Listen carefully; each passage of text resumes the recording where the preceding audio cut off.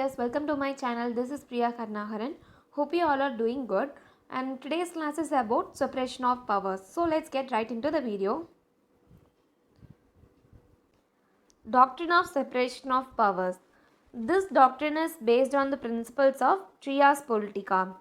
Trias politica is a governmental system where the governmental power is separated into three individual powers, that is legislative, executive and judiciary.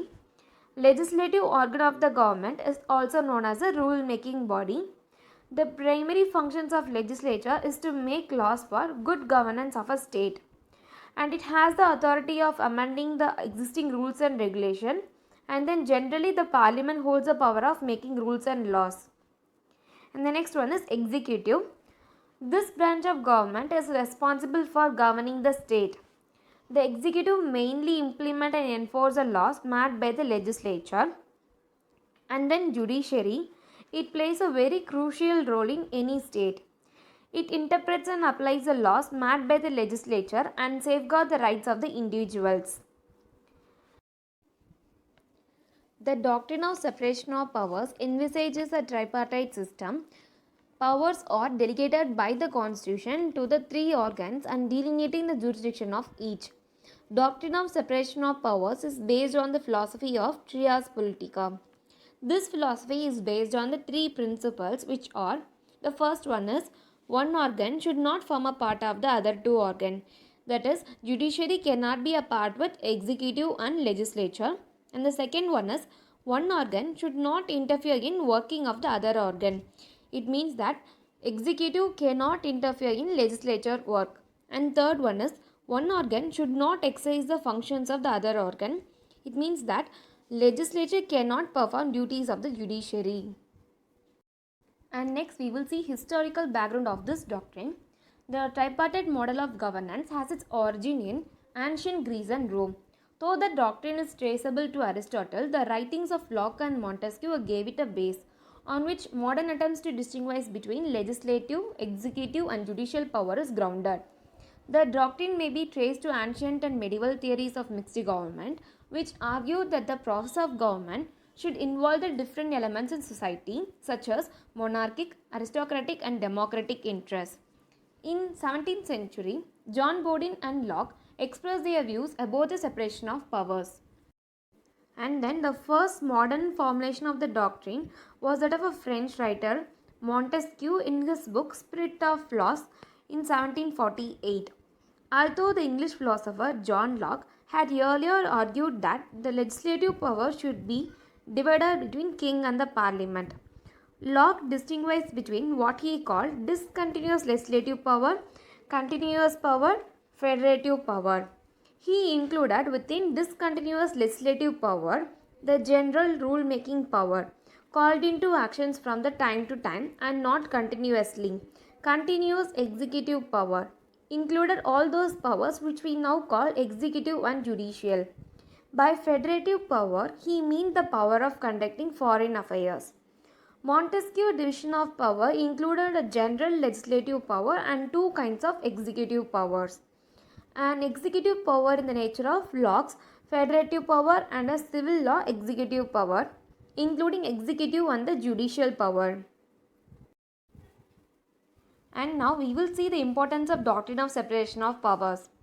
The doctrine of separation of powers in its true sense is very rigid, and this is one of the reasons why it is not accepted by a large number of countries in the world.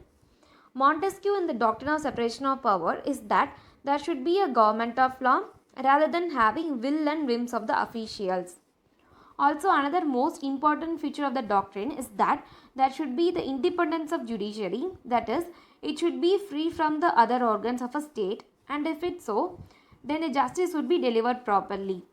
The judiciary is the scale through which one can measure the actual development of the state. If the judiciary is not independent, then it is the first step towards a tyrannical form of government, that is, power is concentrated in a single hand, and if it's so, then there is a 10% chance of a misuse of power. Hence, the doctrine of separation of powers does plays a vital role in the creation of fair government. And also a fair and proper justice is dispensed by the judiciary, as there is the independence of judiciary. And next we will see the defects of separation of powers. Though theoretically this doctrine sounds very good, but there are many defects when it was applied in a real life situations. This doctrine is based on the assumption that the three functions of government are independent from each other. But in fact it is not so.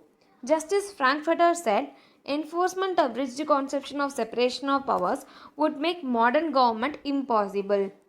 If the legislative can only legislate, then it cannot punish anyone for committing a breach of its privilege. The court can't frame rules of procedures to be adopted by them for the disposal of cases. Separation of powers in USA. Article 1 is the legislative powers in the Congress, and Article 2 is executive powers in the President, and then Article 3 is judicial powers in the Supreme Court.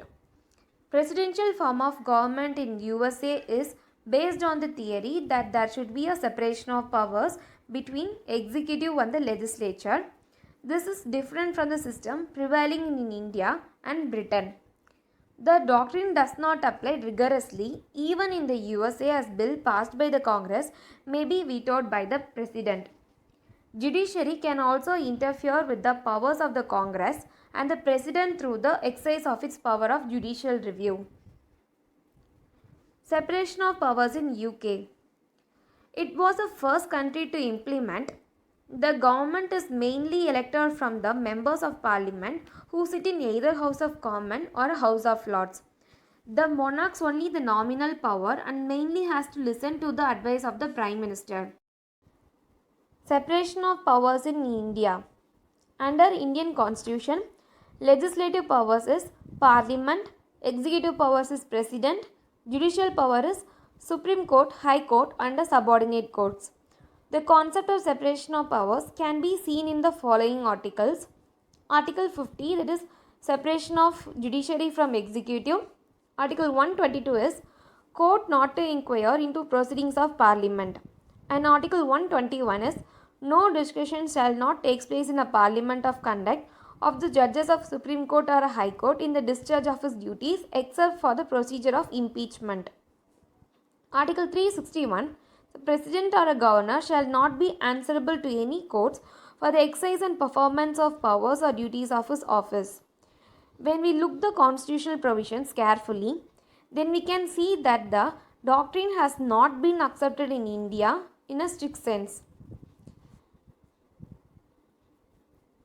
And we see some case laws for the doctrine of separation of powers. The first case is Ramkrishna Dalmia versus Justice Tendulkar. Justice Das observed that the constitution does not express the existence of separation of powers. And the next case is Udairam Sharma versus Union of India. The court held that the doctrine of separation of powers has not been accepted by our constitution. The court expressed in its opinion that the American doctrine of separation of powers has no application in India. And the next case is Ram Javaya versus State of Punjab. The Supreme Court observed that the Indian Constitution has not indeed recognized the doctrine of separation of powers in its absolute rigidity, but the function of the different parts or branch of the government have been sufficiently differentiated. And the next case is Indira Gandhi versus Raj Narayanan. The court held that in our constitution, the doctrine of separation of powers has been accepted in a broader sense.